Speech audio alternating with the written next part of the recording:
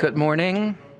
It's an honor to participate for the first time in the first AgTech Congress that is developed by the Agency of Investments with the support of different ministries and different institutions of the agro industry in Argentina. I am the iLab.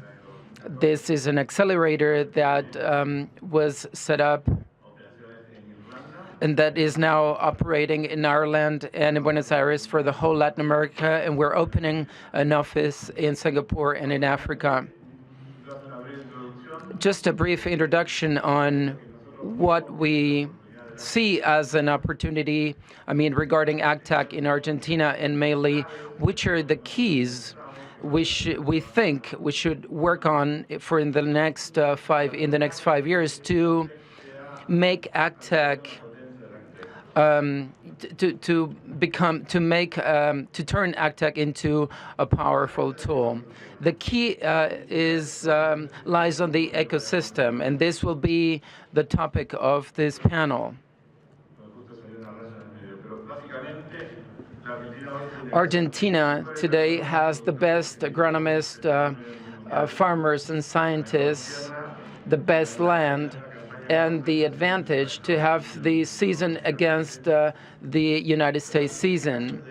And it also has world success cases such as no-till silos that started in Apricide, and that this year actually was launched into the international markets, and I think it's one of the biggest secrets in Argentina. We are convinced that we'll be able to lead the AgTech sector. And how are we going to do this?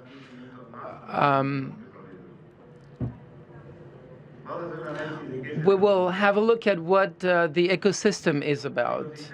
The ecosystem, in the center are the entrepreneurs. These are actually the creative spark that is entrepreneurs is born. That is, you can never stop them, and Argentina is full of entrepreneurs, and Mariana will be able to explain this better. There are many really outstanding success cases in Argentina, but none of them has to do with the agro industry. And so here we have a big opportunity to understand what we can do to reverse this situation. We believe that in the next 3-4 years in Argentina, there can be 300-400 AgTech startups. There are 300 now at a LATAM region. And so we believe that the talent, this enormous talent and the capacity to drive new technologies, and all of this talent that is sort of hidden, that are just around. If we could,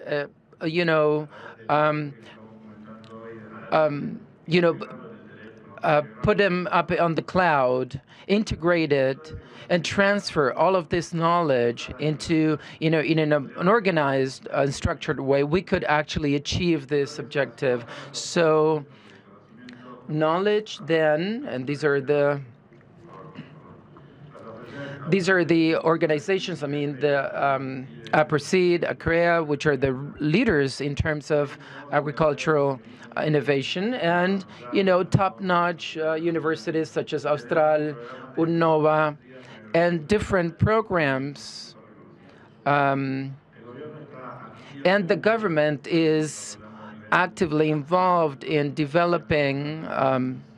Mariana will explain this further. There's a sort of a silent revolution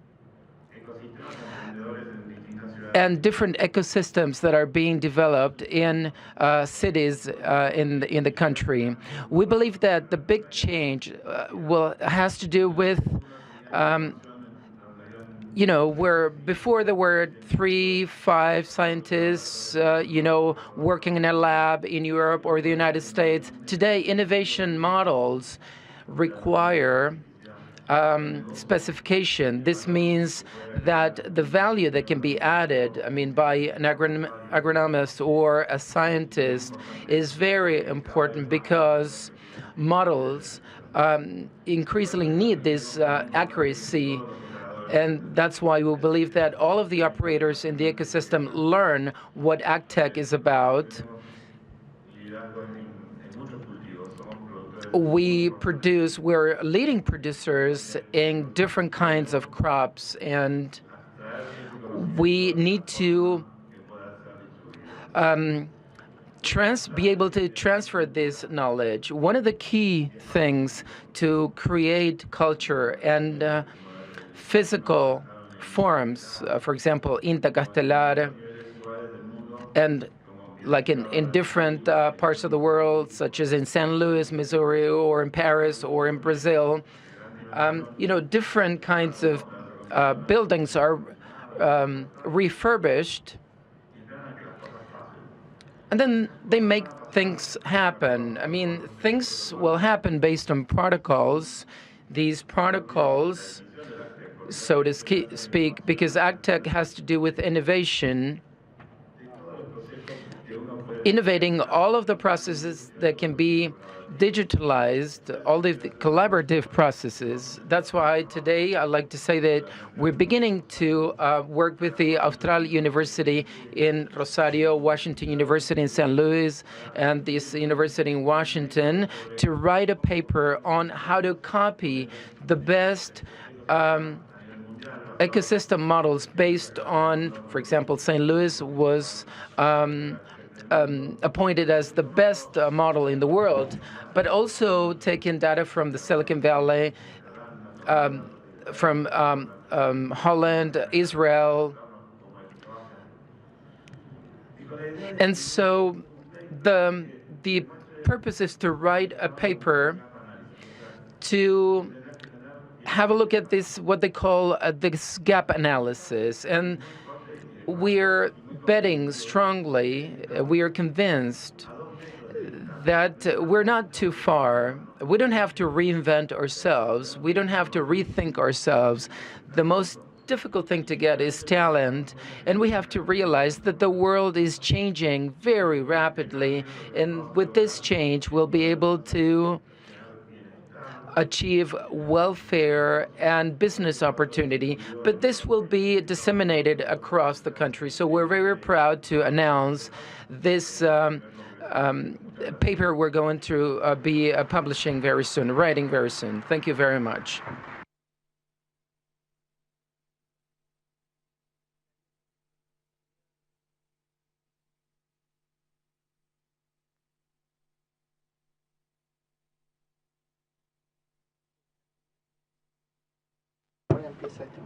Gracias, Tomás. Gracias todo. Yo voy a hablar en inglés, porque el español no tanto bueno, pero la presentación será en español.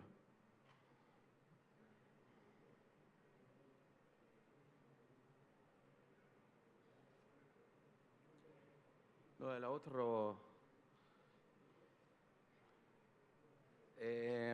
Meanwhile, they will prepare the presentation.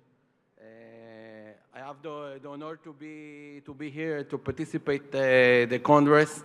Very impressive, and I want to thank you, and I want to thank the Cámara de Comercio Israel Argentina for the invitation, and I want to talk today about the AgTech, but from the other side. We should... This one? Yes. Okay. Yes. So we should remember that our final client in that world is the farmer, mainly in the rural area of the country.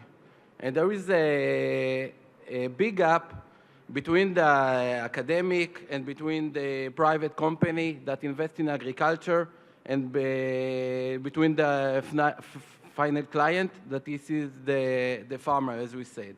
And our goal is to bridge the gap between them. I want to share with you a test case, how we applied it in Israel, in our regional R&D center. A few words about myself. I grew up in a kibbutz in the south of Israel. After serving the army in special commando unit, I went to the agriculture faculty in Israel and I graduated there. I did there my first degree and my master's degree. And then I served for the Ministry of Agriculture. I call it serve. For me, it's serving the country. I've been there for more than 15 years in a few positions. My last position was the Chief of Staff and Special Advisor to the Minister of Agriculture in Israel. After then, I shift to the private sector. I've been there for about 3 years. I did a project all around the world as an advisor, as an entrepreneur, and I accompany technology, Israeli agricultural technology, in a few stages. Since the beginning of this year, the Minister of Agriculture called me to be the general manager of the leading R&D in Israel that located in the south part of Israel, and I'm going to present you. So first time, sorry to begin with a pessimistic forecast, but I promise you that it will get better later. The world now is, we have a lot of challenge. We are facing the future. There's a problem of hunger. There is a problem of desertification, and we must find the solution. And the solution should be the sustainable agriculture.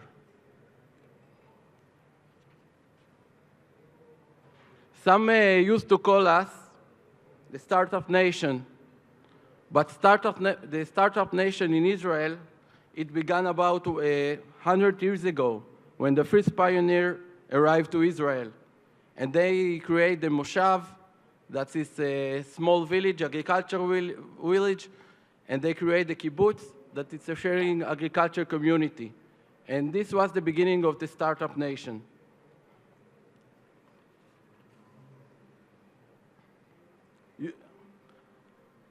You all know that Israel, and we know that Israel is the land of milk and honey. But we have a lot of problems. We have a problem of land. We are a small country. We have a problem of labor. The labor in Israel is very expensive. And we have a problem of water. We have a water shortage in Israel. The water, mainly in the rural area, in the desert, are not good. It's brackish water. So we have to invent ourselves. We have to find a solution. We develop the drip irrigation. We develop the cherry tomatoes. And we're famous with our cow yield, with the cow producing in the dairy sector. So you can see the gap between Israel, that we are using the sewage water, and after then the Spanish, we use the sewage water and we use the desalination water. So we're talking of the southeast part of Israel. From the west side, we have the Negev mountain. From the east side, we have the border with Jordan, the Jordan mountain. And we talk about 7 moshavs, that is a small village with agricultural community, that they are living in the middle of the desert, characterized by extreme arid condition.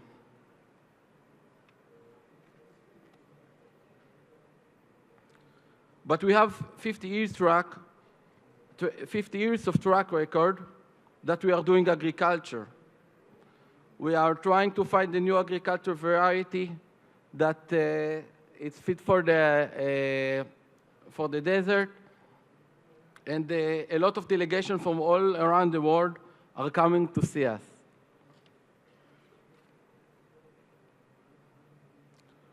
We are not using the word, you can see here, we are not using the word disadvantage.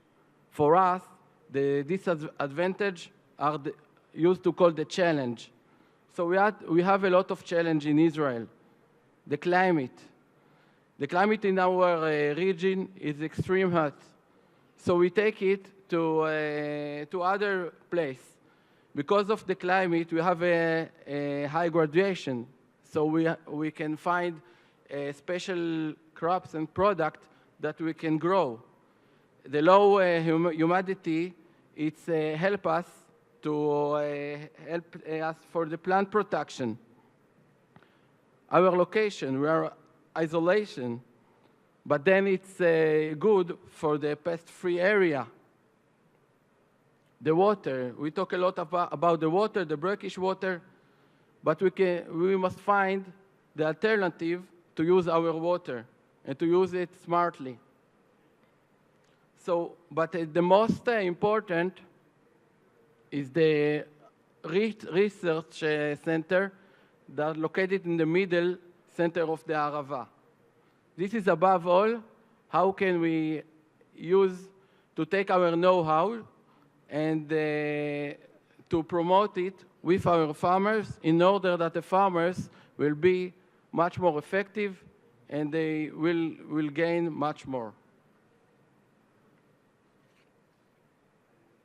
So we located on the heart of the massive agriculture region, and we are doing applicative research. Research in technology, agriculture, and sustainable technology.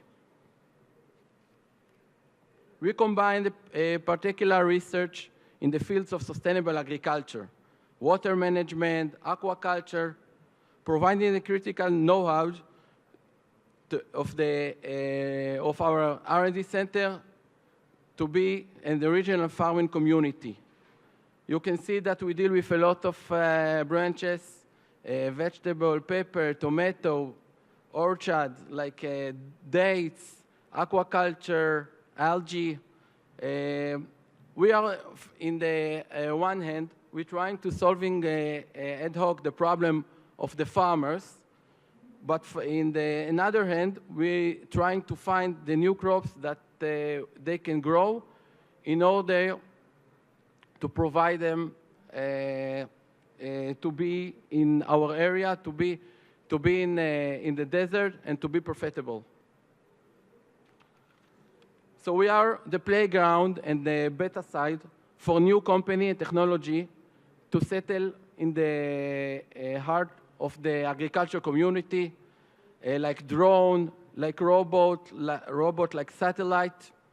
We use our pest control management, organic use of a natural enemy of the disease. We use soil subtraction in order to save the water, in order to gain much more water for irrigation in a few cycles in another crops. For example, we are now developing a new kind, a new variety of tomato that have minimum juice, minimum liquid that we can use to put on sandwich. Another example, we combine agriculture with science and technology. We're breeding of stress-tolerant varieties while exploring our unique local advantages. So we can take plants from the desert and find the component from the plant in order to bring it for the medical, in order to bring for a medical ward, for using it for ALS or stroke or another disease that we want to take. We are happy to share our know-how. People all around the world come to see the miracle. Beside our R&D, we established international school. It's called the ICAT. We student with even with country that we don't have any formal relationship, coming to learn and coming to be with us for 1 year, for 1 year and a half, and they gain their diploma. Some of them are staying for their master degree. And this is in order to expand our knowledge.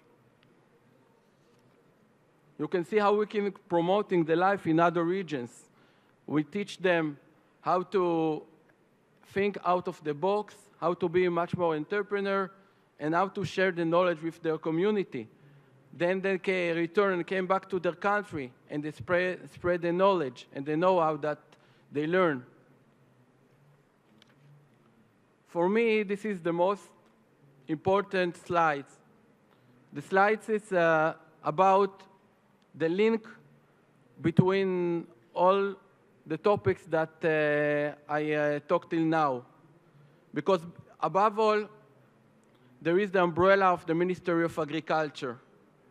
And there is a triangle between the farmers, between the R&D center, the applied center, and between the training. So we can demonstrate to the farmers and to the students our know-how. They can come to the station and they can see the greenhouse. We can provide them the service, our extension service. They are visiting the farms. They contact very well with the farmers so they can spread the know-how and the knowledge that our research and our experiments they are doing within the station, as well as with the commercial company. The commercial company can come and to do the experiment after they learn the problem of the farmers, so they can solve the problems. A few more examples. The model of a unique know-how service who can serve a key factor in the rural regions and can be a significant breakthrough for both food security and agriculture productivity worldwide. So we can find a tailor-made, state-of-the-art that we can take our know-how and our knowledge for another place in the world in order to provide an R&D center in other country. And we already do it. We do it in China, and we do it in Africa as well. Thank you.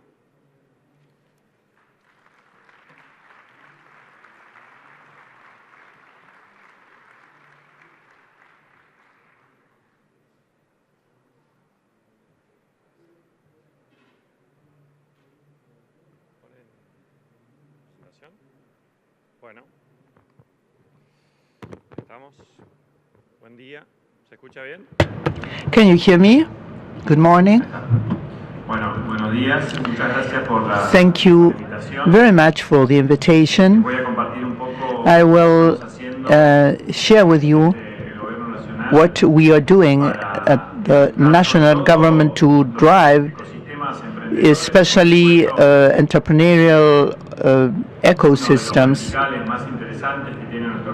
One of the most interesting things, or the most interesting sectors our country has, is agriculture. So we are trying to drive through all the sectors, but this is being especially used by the agricultural sectors in which we have special interest, indeed. If somebody comes to talk about technology to you talks about technology for the farming sector as something new, you would be surprised, because our farming sector already is avant-garde, is state-of-the-art.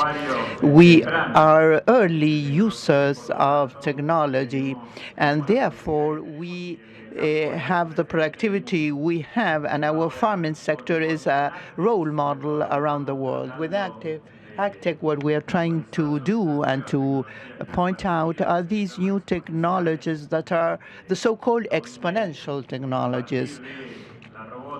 based on robotics, big data, artificial intelligence, synthetic biology. New opportunities are open to us, and this is a new challenge for the Argentine farming sector.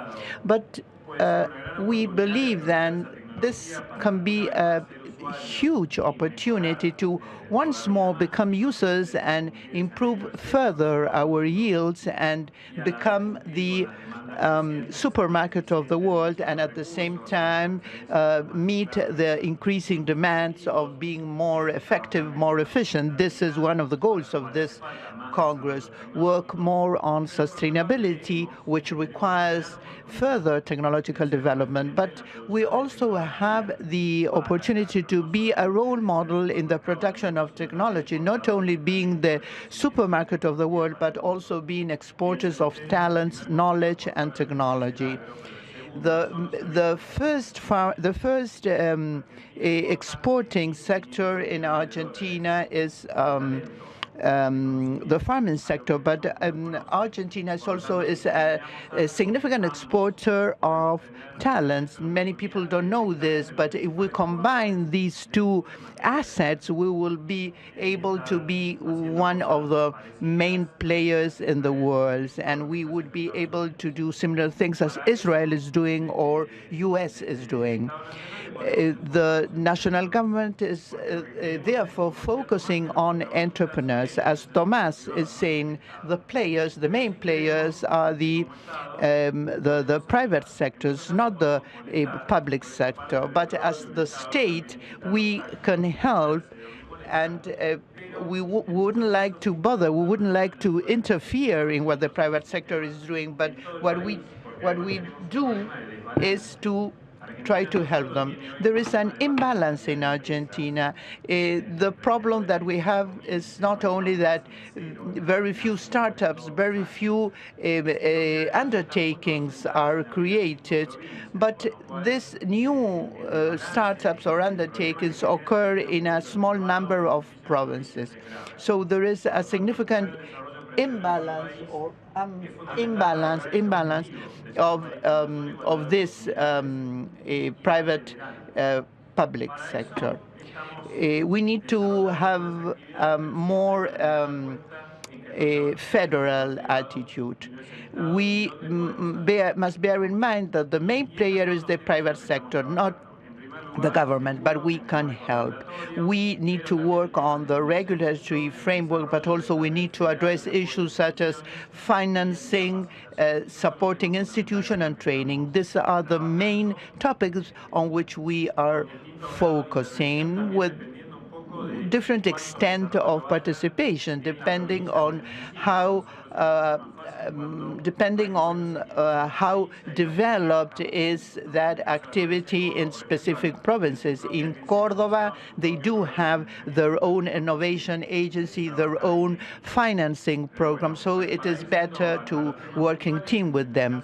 Going to the specific topics regarding the regulatory frameworks, apart from the SME legislation, we need to focus on the entrepreneurs legislation. We try to do away with bureaucracy. In the past, to have a tax code and to open a bank account was a procedure that takes too long. Now you can do it electronically by the internet, and it has a minimum cost. So this is more useful time that we are saving. We are being more efficient in the use of time. Apart from mainstreaming these procedures, we also are working on financing, on collective co-financing, and FONSE, which is a fund of funds which helps leveraging or given more potential to the private research. This is something that has been done by Korea, Spain, France, UK. We try to learn the best from other experiences and to forget about bad experiences. This is an advantage of starting a little bit behind like others. I will highlight this idea of financing, because this is a topic that we had to address in order to give a push to the innovators. We were last. We were ranked last in Latin America regarding financing. Now we have been improving and we are going up the rank. This is a huge opportunity because the innovators in the world regarding AgTech are looking at Latin America. So we want to capture that opportunity. That's why we created this fund of funds which takes care of the early stages of entrepreneur development. The ones that are only starting receive what we call a seed fund, that they don't need to pay it back. We do this through startups. We always rely on the private sector. If this small startup progresses, we start to work with the private sector. And Israel invests in research and development the same amount of money that we invest in Argentina. The difference that what Israel achieves is investment in private from the private sector. In Argentina, the government or the state pays most of the money. Through accelerators, there are 13 in total that invest around $50,000 to $60,000. So we select 3 in this.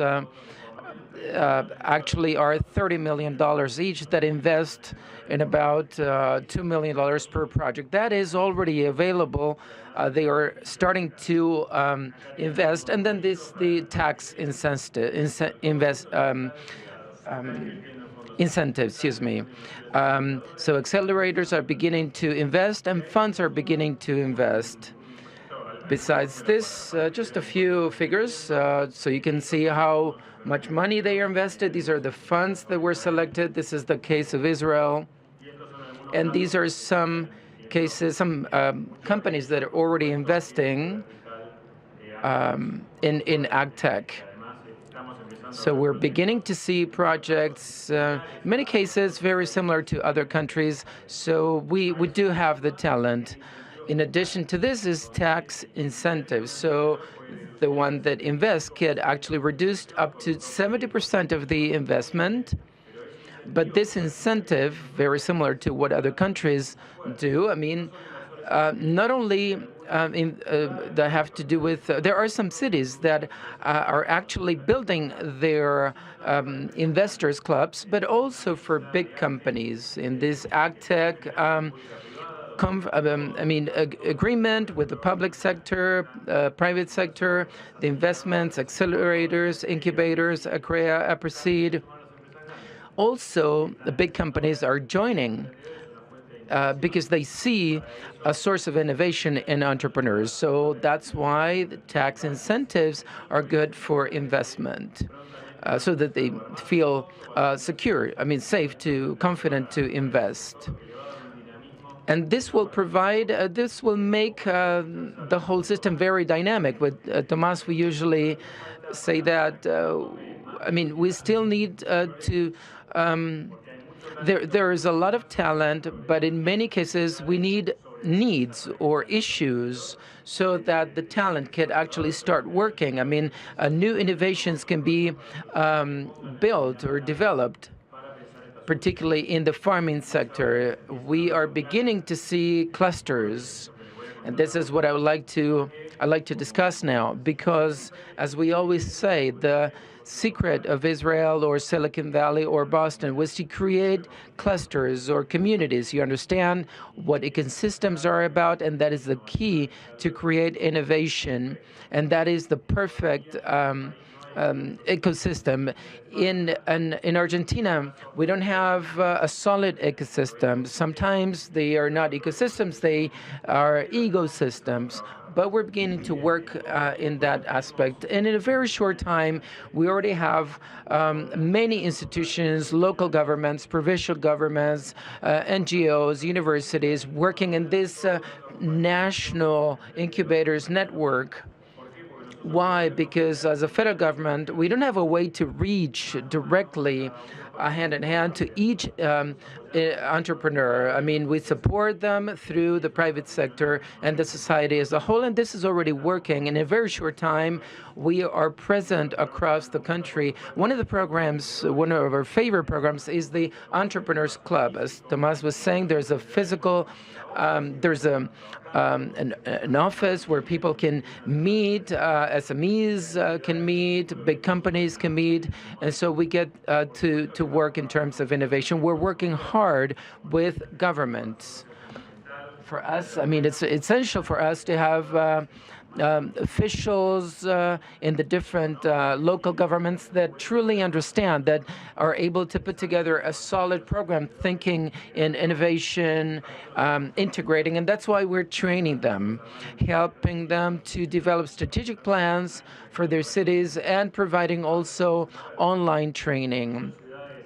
Even in small cities such as Basalvilbaso, that has over 25,000 inhabitants, they already have their clubs, startups. There was a seed fund that incubated them, and they are part now of one of the three accelerators. And this massive training program that is free, it's online, so anybody who wants to learn about entrepreneurship, they can learn about the methodologies, and they can also use this knowledge for their own job. They don't need to have their own startup. And we'll be working on the Plus 50, Más 50 entrepreneur program. So we're also developing this mentorship network. This is, I mean, people that want to support entrepreneurs. Maybe they don't have their own projects, but they do have the talent and the willingness. They can join us. I mean, we train them so as they can support entrepreneurs, and this is already happening. We have developed a nationwide network to get, and many times they become investors, but first of all, they become mentors and then investors. This is what is happening already, and I feel is really nice.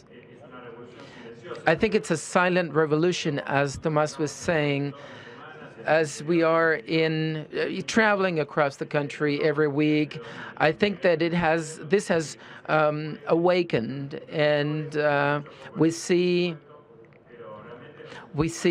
feel very enthusiastic, very excited about this, because there's a lot of talent and there's a lot of willingness. And then it's up to us to be up to the circumstances as the federal state to support in any way we can to actually link all of the different sectors. So we feel excited because we believe we can become an important player worldwide. We don't want to force things or push things, but we feel excited to see farmers and sectors seeing new opportunities. I mean, all of the generations involved in the development of projects. So this is available, so you can use it. You can, because this will allow us to achieve the objectives I mentioned at the beginning. That is to create more companies, create more jobs, and to have a more federal country and create opportunities for everyone. Thank you very much.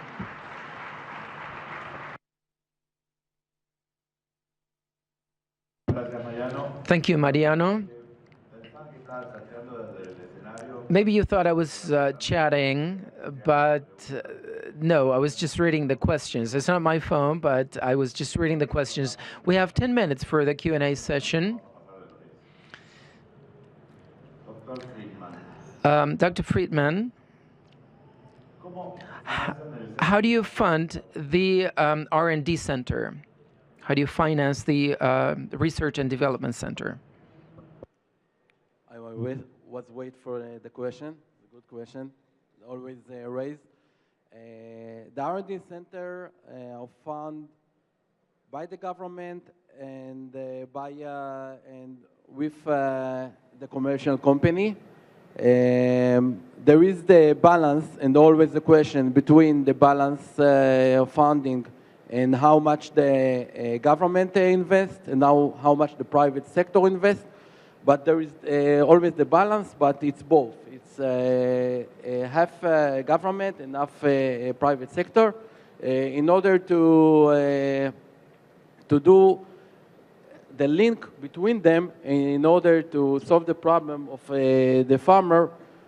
But the difference between that, if the money come from the government, so it's open, this research or the research that the money fund, it's open for everyone because it's governmental fund. But if the money came from special private sector from the company, so it's according to the agreement between the R&D center and the specific company.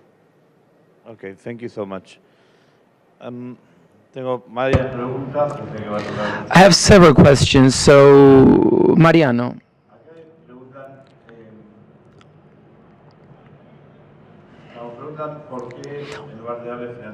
Why, instead of financing startups, why don't they just reduce taxes? I mean, what is the plan in terms of the tax burden for startups?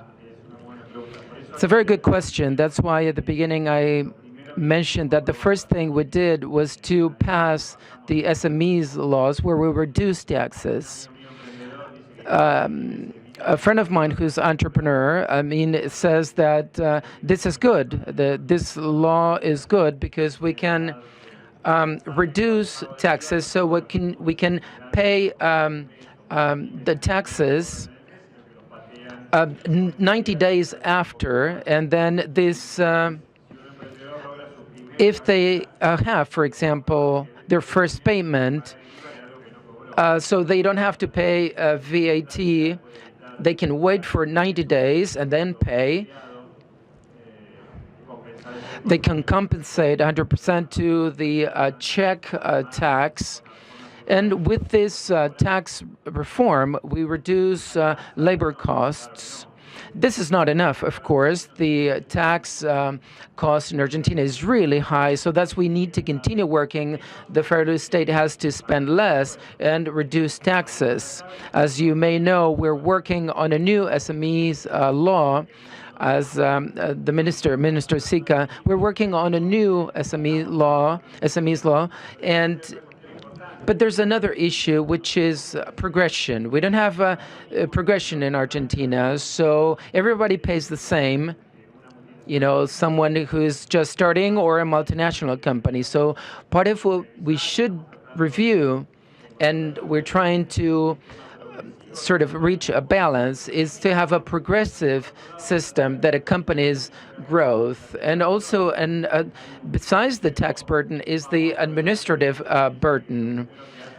The first thing a business person does early in the morning is to know what tax should be paid today, because there are 19 taxes, for example, to pay, and there are 21 labor days. And we need to balance that administrative burden, because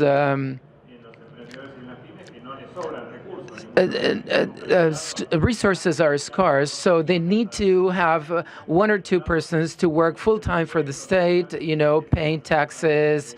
And we think that we can improve that. We have taken some steps, but we have more work to do. That's why I was saying that we have talent, but it is up to us as a state to meet those circumstances in order to accompany the growth of entrepreneurs. So this is a question that was to myself. Do you think that the domestic market will increase the number of companies? AgTech, yes, absolutely, because the domestic market is disruptive and innovative. The first thing we do when we start up, when we develop a startup, we have to test it. If it worked in Argentina, it'll work in the United States and Brazil. Argentina is a relevant player, and together with Brazil in Argentina, it accounts for 80% in terms of corn production worldwide. So we need to lead. Es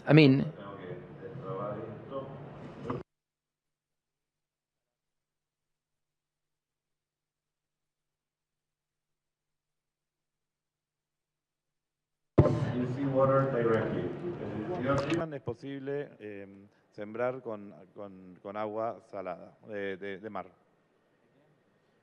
Is it possible to crop in seawater with seawater directly? No, with seawater only for it's good for aquaculture or algae or product that used to be in the sea. But there is a brackish water. It's not a seawater. Brackish water that this is the water that we pump in our area. It's brackish water. It's a lot of the salinity is very high. And in that water, we can irrigate after we are finding the crops that can fit for the water. And there is also a solution to how to make the water much more better and can be irrigated for another kind of crops and products. Thank you. Mariano, ¿cómo se vinculan? How do you link? How do cities link with the networks? I mean, what kind of requirements do cities need to meet? Well, they have to have the willingness, the will to participate. And there are different ways to do this. We select about 30 cities per year. We have them work, or we get them involved in a 30-year plan. How they see their cities in the next 30 years. These are cities that have rather small cities or medium-sized cities that have, well, sometimes they don't have opportunities. People have to, young people leave.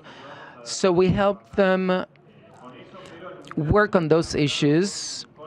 But this is a plan that is carried out together with the chambers, the local communities. We usually appoint an ambassador or a minister or the mayor or someone that will actually drive them. They come to Buenos Aires for a week. We train them so that they can have a manual of instructions so they know what they have to do, and then we support them along the year. Since these are just 30 cities, then we have this online program. We had over a lot of people that registered to take the program. We create different development. I mean, if cities are just interested, they can contact us and my team that are here at the Congress, and then we can develop a good entrepreneurship plan. Thank you very much. And the last question for Dr. Friedman about AgTech. Which are the possibilities of cooperation between Argentina and Israel? And also to Mariano, which are the main actions we're taking with other ecosystems worldwide? Thank you. There is a lot of opportunity that Israel and Argentina can collaborate together. We have been together yesterday in the Ministry of Agriculture of Argentina. We have been before that in Entre Rio, and we did a good meeting with the governor. There is a lot of opportunity from animal production, milk, the dairy milk sector, greenhouse, orchard. So there's a lot of opportunity, and we can explore together and find the best way in order to promote and together to promote the agriculture here in Argentina and in Israel as well. Bueno, Para nosotros enriquece muchísimo el aprendizaje con otros países. Ya estamos trabajando con The learning experience with other countries is really a wonderful experience. For example, we have had an exchange program with Australia, and we're beginning to do the same with New Zealand. We did it with Brazil. 15 startup companies from Brazil came here, and local startups went to Brazil. And also learning from the United States, for example, or Chile, Israel. Well, actually, the first, I would like to learn everything you're doing in Israel. We're discussing with the ambassador from Israel. There are always missions, but I think we'd like to take a step further. But our approach is on entrepreneurs. I think that integration or the linkage has to be carried out by people, by entrepreneurs themselves, so they can become aware of the different international programs. But we'd also like to have international entrepreneurs and see what we're doing and eventually work together. And the last question. The first AgTech week is ending in Argentina. Do you have any feedback, any conclusions you'd like to discuss with the audience? Well, when we began with this meeting, AgTech meetings about a year ago, we thought that we were quite skeptical, but we saw the opportunity to develop this one full week Congress to discuss what we're doing to attract talents, to position Argentina worldwide. So this creates a lot of expectations, investors that are looking at Argentina because Argentina has great potential. So this week, we have discussed a lot about AgTech this week. And even people who are not related or linked with the issue have become interested, and also building the link between the private and the private sector. Thank you very much, Dr. Friedman. Thank you very much, Mariano, for your presentations. Thank you.